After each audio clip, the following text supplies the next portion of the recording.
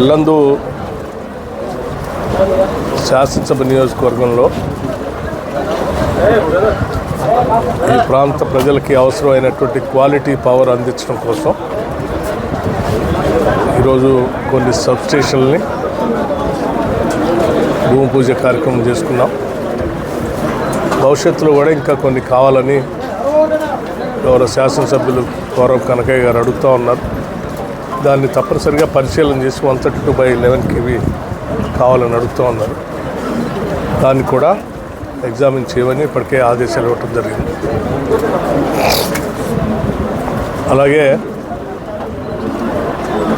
ఈ పరిసర ప్రాంతంలో ఉన్నటువంటి గిరిజన శాసనసభ నియోజకవర్గం ఇది. గిరిజనుల కోసం ట్రైబల్ సప్లాన్తో ఈ ప్రభుత్వం, ఇందిరమ్మ ప్రభుత్వం, ప్రజాప్రభుత్వం పెద్ద ఎత్తున నిధులు కేటాయిస్తూ వారి అభివృద్ధి కోసం పునాదులు వేస్తూ ముందుకు పోతూ ఉంది కాంగ్రెస్ ప్రభుత్వం. అందులో భాగంగానే గిరిజన ప్రాంతాల్లో ఉన్నటువంటి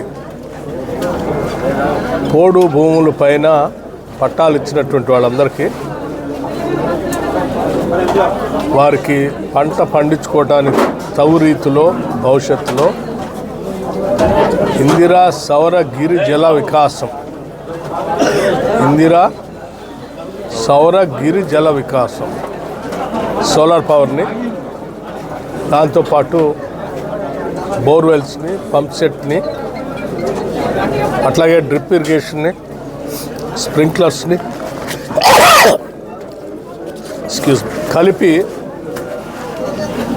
వారి వ్యవసాయ అభివృద్ధి కోసం ఈ పథకాన్ని రాష్ట్ర ప్రభుత్వం తీసుకొని వచ్చింది.